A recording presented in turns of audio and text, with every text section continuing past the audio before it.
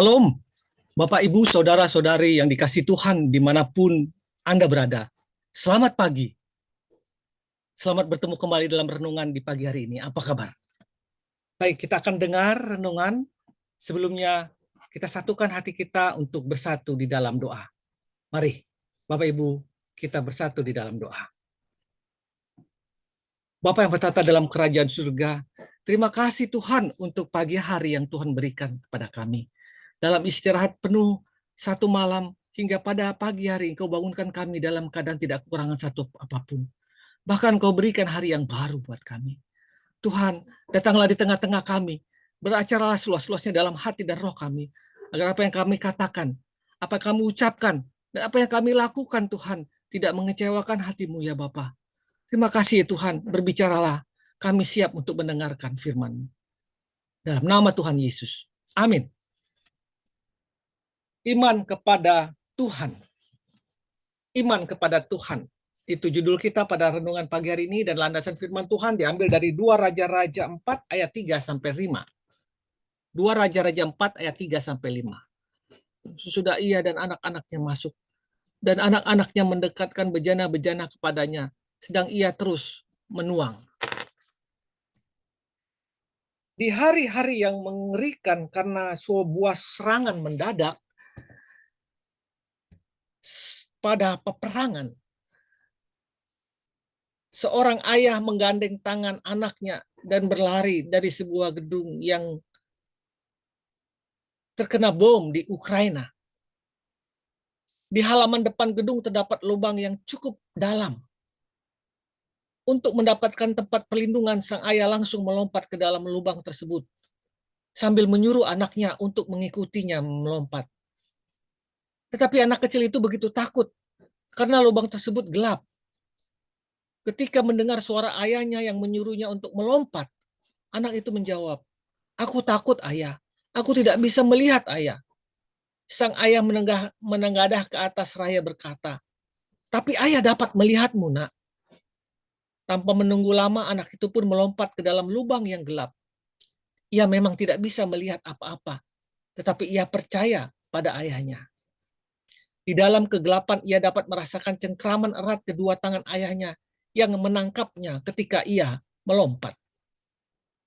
Bapak Ibu yang dikasih Tuhan, apa alasan Elia menyuruh janda itu meminta bejana-bejana dari tetangganya dan selanjutnya menuangkan minyak ke dalam bejana-bejana tersebut? Bukankah juga bisa jika minyak dan bejana milik wanita itu langsung dilipat gandakan oleh Elia? Alasannya adalah untuk membangkitkan dan melatih iman wanita itu agar percaya sepenuhnya pada kuasa Tuhan.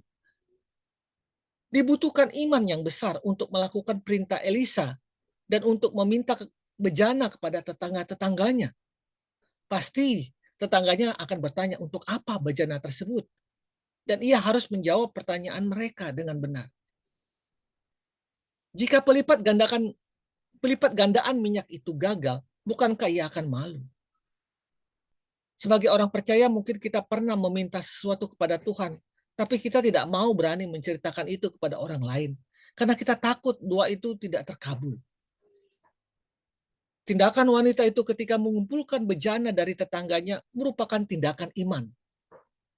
Kalaupun ada keraguan di dalam hatinya, ia membuang jauh-jauh pikiran tersebut, dan ia memilih untuk menaati perkataan Elisa sebagai nabi Tuhan. Perhatikanlah bahwa sekalipun wanita itu tidak memiliki apa-apa di rumahnya, dan sekalipun kesulitan hidup menghimpitnya, tapi ia masih memiliki harta yang sangat berharga, yaitu iman. Rekan-rekan, apa yang dikatakan J.G. Machen sangat menarik. Dia mengatakan seharusnya semakin kita mengenal Tuhan, semakin kita percaya kepadanya, semakin banyak pengetahuan teknologi yang kita dapatkan, semakin kita memiliki iman yang sederhana, sebagaimana iman seorang anak kecil. Iman kepada Tuhan adalah percaya dengan yakin pada kasih dan kuasanya. Sekalipun apa yang ada di depan mata tidak memungkinkan, iman selalu bekerja sama dengan perbuatan. Orang yang beriman akan memiliki keberanian untuk bertindak, sekalipun belum melihat hasilnya. kita beriman kepada Tuhan karena kita mengenal Dia sebagai Bapa yang pengasih. Sekalipun awan gelap kesulitan acap kali menutupi jalan hidup kita, sehingga kita tidak dapat melihatnya. Namun percayalah bahwa Tuhan selalu dapat melihat kita dengan jelas. Mari kita berdoa. Tuhan yang pengasih, karuniakanlah kepadaku iman yang kuat. Biarlah keyakinanku padamu semakin bertambah-tambah setiap hari. Di dalam nama Tuhan Yesus aku mohon. Amin. Impian seseorang hancur ketika ia membiarkan ketakutan bertumbuh lebih besar daripada imannya. Selamat pagi. Selamat berkarya. Tuhan Yesus memberkati. Amin.